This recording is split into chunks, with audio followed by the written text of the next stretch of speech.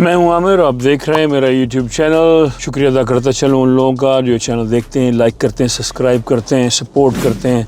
आपका एक छोटा सा कमेंट बहुत सारी एनर्जी देता है। लगता है कि आप लोग देख रहे हैं, एंगेज कर, नेगेटिव हो या पॉजिटिव हो, जिस तरह का भी कमेंट हो, इट मीन्स कि आप लोग एंगेज हो रहे हैं। इस चैनल में मैं बात करता हूँ उन मसाइल की जब आप लैंड कर जाते हैं दुबई में। आज इस सिलसिले का ये तीसरा ब्लॉग है। इसमें हम बात करेंगे उन लोगों के हवाले से जो लोग दुबई में लैंड करना चाहते हैं विजिट वीज़े पे, क्योंकि विजिट वीज़ा आजकल 60 डेज़ का इशू हो रहा है। 60 डेज़ में बहुत कम टाइम है, काम बहुत सारा होता है दुबई में। कंपनी फॉर्मेशन, कंपनी रजिस्ट्रेशन से लेके कंपनी ऑपरेशंस तक, so many stages that you have to go through to make the company. आज हम इस सिलसिले में बात करेंगे, स्टेप बाय स्टेप मैं आपको एक्सप्लेन करूंगा। जब आप लैंड कर जाएंगे तो आपने क्या करना है, कौन कौन से डिपार्टमेंट इन्वॉल्व हैं, कौन कौन से प्रोसेस होते हैं। लेकिन उससे भी पहले ना थोड़ी सी मैं हिस्ट्री बताना चाहता हूँ दुबई के हवाले से। उसकी वजह ये है कि जहाँ भी लोग आते हैं ना यहाँ पे, मैंने अक्सर सुना है लोगों को कि यार दुबई में तो बहुत प्रॉब्लम्स हैं, दुबई ये है, ग्रोथ नहीं है और ये सारे मसाइल हैं। तो देखिए, वो किसी हद तक तो बात हर जगह पे है। इससे ज़्यादा परसेंटेज में आप India, Pakistan, Dubai, Africa, America, जहाँ पे भी बिज़नेस करना चाहते हैं, 100 मसाइल हैं। आप got an office in Kenya, उसकी अपने मसाइल हैं, उसकी अपने प्रॉब्लम्स हैं, वो अलग तरीके से हम लोग को डील करना पड़ता है। सो कहने का मतलब है कि लेकिन when it comes to doing work and starting a business in Dubai, Dubai comes in top 5 countries में से है। टॉप 5 कंट्रीज़ में आउट ऑफ 192 कंट्रीज़ है दुनिया में। मैं बताता चलूँ कुछ बातें जिसकी वजह से आपको एक मुसलसल पैटर्न नज़र आएगा दुबई में। 53 साल हो गए दुबई को वजूद आए हुए। इससे पहले यहाँ पे गोरे काबिज़ थे और उससे पहले वो लोग मिल के काम किया करते थे, यहाँ के जो शेख्स थे। 7 एमिरेट्स हैं, Abu Dhabi, Dubai, Sharjah, Ajman, रास अल खैमा, उम्मुल क्वैन, फजैरा। शेख राशिद जो थे वो बहुत ही विजनरी आदमी थे। उन्होंने दुबई के हवाले से जो प्लानिंग की, जो उन्होंने ख्वाब देखा, उसकी उन्होंने अपनी ज़िंदगी में ताबीर शुरू कर दी थी और उसकी जो तकमील थी उनके बेटे शेख मोहम्मद ने की। और आजकल उनका जो साहबजादा है शेख हमदान, जो शेख मोहम्मद के साहबजादे, वो इस विज़न को लेके आगे चल रहे हैं। 1968 में एक वाक़या हुआ कि ब्रिटिशर गोरे जो यहाँ पे रह रहे थे पिछले 100 साल से, वो लोग 1968 में पार्लियामेंट में एक बहस के तहत 2 साल वो बहस चलती रही कि ये जो ऑपरेशंस है, एमिरेट्स का जो ऑपरेशन है, ये नाकाम है, इसका ख़र्चा वो बर्दाश्त नहीं कर पा रहे। इवेंचुअली वो फाइनल डिसीजन होगा 1968 में।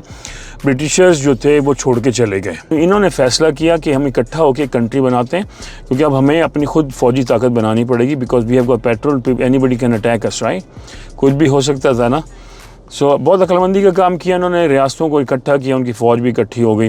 1971 में यूनाइटेड अरब एमिरेट्स जो है वो फॉर्म में आया। आपने देखा कि शेख राशिद जो थे दुबई के रूलर, जो बहुत ही विजनरी आदमी थे, और लकीली उनकी औलाद भी बहुत विजनरी निकली। जो तरक्की दुबई ने की, जो टारगेट दुबई का था, उन्होंने 1971 से 1924 तक उसको अचीव कर लिया। दुबई को उस मकाम पर पहुँचा दिया है। Dubai is a global city. यहाँ पे 185 के करीब मुमलिकत के लोग रहते हैं। Everybody is focused of making business, making money. They are focused on your work. A unique, environment here that you can find in Dubai. इन्होंने बहुत तेज़ी से तरक्की की और दुबई को यहाँ तक पहुँचा दिया। उसकी बेसिक वजह थी infrastructure, law and order, hospitals, schools, those things, इतने भी जो भी चीज़ें हैं इन्होंने खड़ी करी, अपने लोगों को भी दी और लोग जो यहाँ पे आके रह रहे थे उनके लिए भी सहूलतें पैदा की। और सबसे बड़ी बात इन्होंने बिज़नेस पे फोकस किया। इन्होंने पॉलिसीज़ ऐसी बनाई बिज़नेस की कि हर बंदा अट्रैक्ट हो रहा था बाहर से आने के, यहाँ पे काम करने। There was no tax. India में, यूरोप में, अमेरिका में, पाकिस्तान में, आप कोई भी कंट्री उठा के देख लें, there so much tax, up to from 17% to 35 to 40% tax है दुनिया में, मुख्तलिफ ममालिक में। तकरीबन सब में ही है कुछ ना कुछ, लेकिन दुबई में देयर वाज नो टैक्स। जब से मैं आ रहा हूँ सन 1998 से, उस टाइम आई थिंक पेट्रोल की कीमत थी 0.47 सेंट्स, 0.47 सेंट्स, जो कि पानी के बराबर था। इन्होंने कंसिस्टेंसी, और फिर डॉलर को देख लें, डॉलर दिरहम डॉलर के अगेंस्ट में बड़ी कंसिस्टेंसी से खड़ा हुआ है। जहाँ तक मुझे याद पड़ता है, मैंने कभी डॉलर का रेट 3 से नीचे नहीं देखा। 3.6, 3.54, 3.6, 3.64 इस पे चल रहा है। हालांकि अदरवाइज़ दूसरी रियासतों की फ्लक्चुएशन देखें तो आप हॉट फेल ही हो जाता है बंदे का कि ये फ्लक्चुएशन। तो पाकिस्तान में क्या हाल हुआ है, इंडिया में दिरहम का डॉलर के साथ क्या हाल हुआ। सो आपके सामने ही है सब कुछ। पॉलिसी जैसे बनाए, एक दिन में मोदी साहब ने अनाउंस किया, लो जी ये नोट बैन हो गए। भाई अगर बैन करने ही थे तो कुछ प्लानिंग होती, कुछ तरीकाकार होता है, कुछ लोगों को फ़ायदा पहुंचाया, कुछ को नुकसान पहुंचाया। अरबों खरबों का लोचा बना दिया, कुछ समझ नहीं आया क्या हुआ। हो तो गया ना जी, चलो जी अच्छा के लिए किया है, बुरे के लिए, अवाम का नुकसान है ना, उसमें कोई प्लानिंग नहीं है। लेकिन यहाँ पे ऐसी कोई चीज़ आपको पिछले 10 सालों में देखने को नहीं मिलेगी।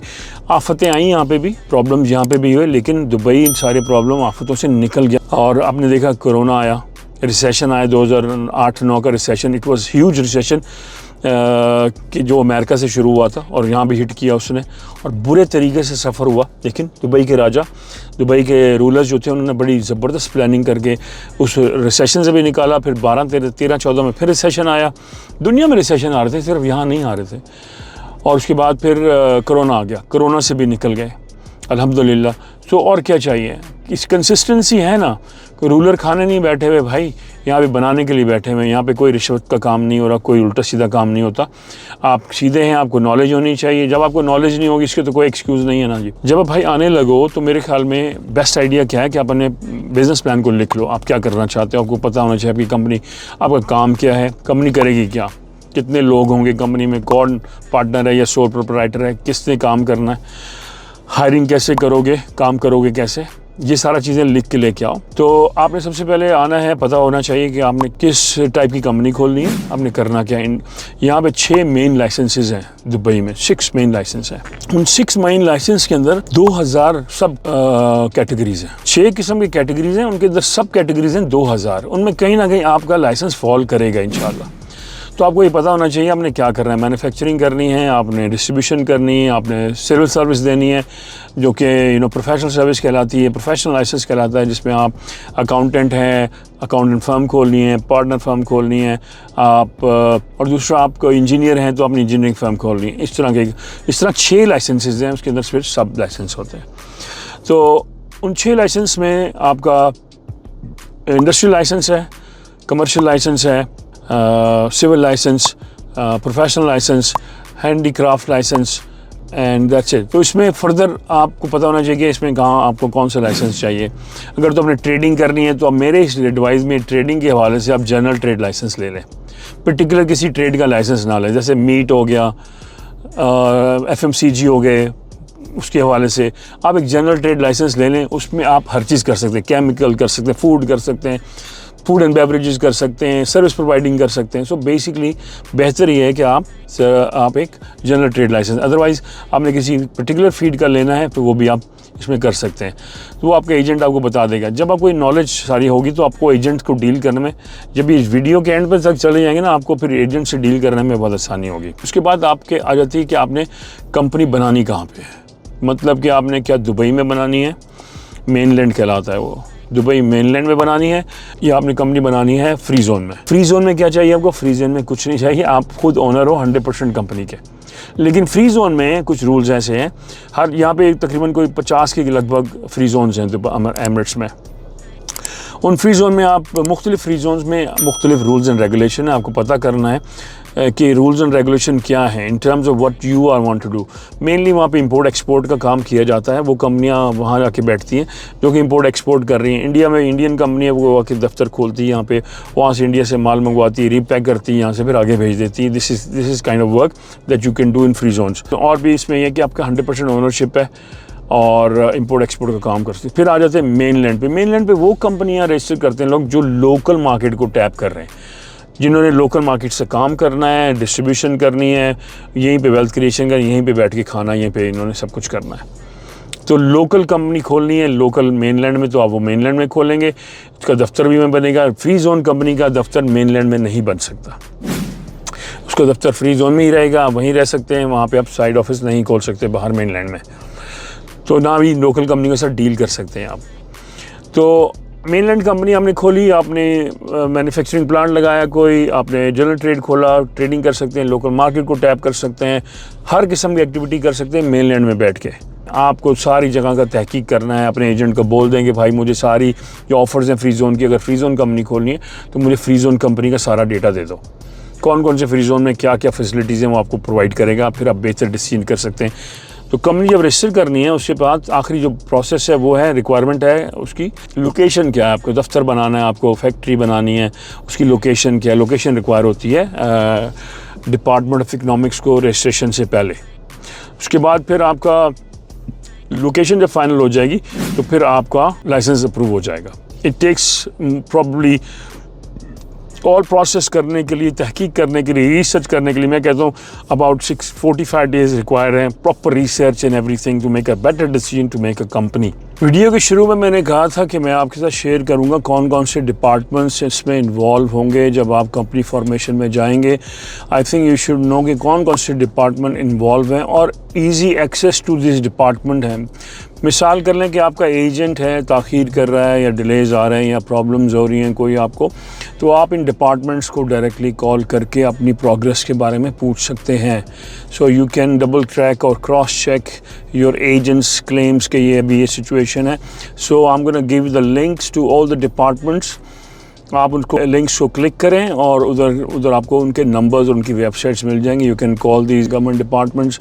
For example, if your agent is saying the labour department is running slow और system is down, website is down, you can immediately call these numbers and find out whether he is telling the truth, because you don't want to get delayed. Your visa is 60 days and then when your company is finalized, आपने अपना visa भी process करना है ना जी, उसमें भी 10 दिन लग जाते हैं। सो अपने टाइमिंग को, अपने बिज़नेस प्लान को मैच करना है आपने। उसके लिए आपके पास बिज़नेस प्लान होगा। फिर जो एजेंट है इमीडिएटली आपने उसको हायर करना है without wasting few days, maximum 2-3 days आपके पास होंगे कि आपने एजेंट फाइनल करना है और उसको काम पे लगाना है। So I'm going to give you all the links of all the departments that will be involved in different nature of the business. सो आपके रेलेवेंट जो डिपार्टमेंट होगा आप उसको क्लिक करें, उसका नंबर लें, उसको कॉल करें, उसकी वेबसाइट पे जाएं, लर्न करें। And I think that can help a lot in learning, because you are the one who is investing money. Your money is going to get wasted if your agent or you are not ready. अगर आप तैयार नहीं हैं तो आपको कम से कम reason पता होनी चाहिए कि आपके डिलेज क्यों आ रहे हैं। So I'm going to give you all the links in the description and those links will have the numbers. जब आप वेबसाइट ऑब्वियसली लिंक को क्लिक करेंगे तो आपको नंबर्स भी मिल जाएंगे। So you can call these departments up. So guys, good luck with your ventures. If there is anything at all, कुछ भी है, आप कमेंट में लिख के दीजिए, मैं उस पर इन्वेस्टिगेट करूँगा, रिसर्च करूँगा। If I don't know that information, most probably I will know all the information, but if I don't know anything that you require, मैं उस पर जाके ग्राउंड पर रिसर्च करूँगा, वेबसाइट से रिसर्च करूँगा। आई am gonna share this data, you can use that data information for your benefit. Thank you so much, appreciate that.